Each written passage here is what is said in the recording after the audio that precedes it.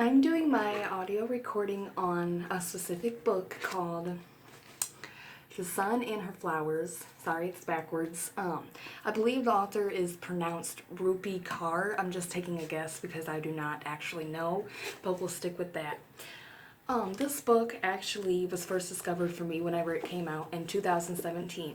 And back in 2017, which was 2 years ago, I was going through a really rough stage of, my adulthood, becoming an actual woman, and it was during my downfall, depression time, so it really was a big effect on my life. I really needed it at this time.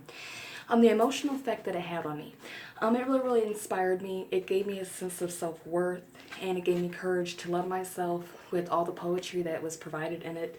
And I recommend it for anybody, especially women who are going through any kind of stages of life. They really feel like they need somebody to actually listen, because really these words and poems that here actually told a story, and they really reach out to you and let you know that you're not alone.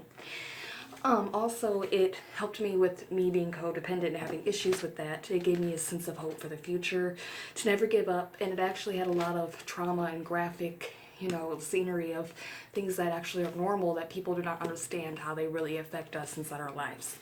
So it begins really sad, and actually it ends with it showing that you can overcome anything, any kind of obstacle in life. So that's why I say it provided me with a sense of hope and also a sense of happiness. And it lets you know that pain demands to be felt. You just cannot ignore it. That's what pain is. So why is this my favorite? This is my favorite because I always felt like I was unnormal and that I was really alone and nobody would understand. This book lets you know that even this author, with everything she went through, has overcome everything. So with every single kind of poetry, every single poem in here, actually, it lets you know and describes things so real. Like I said, it's pretty graphic, so just know that. But yeah. How does this inspire you?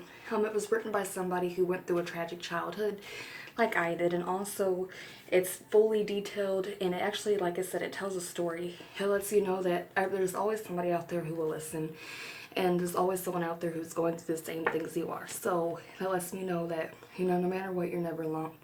So because of that, I say this book is my inspiration, and again, I recommend it. Thank you.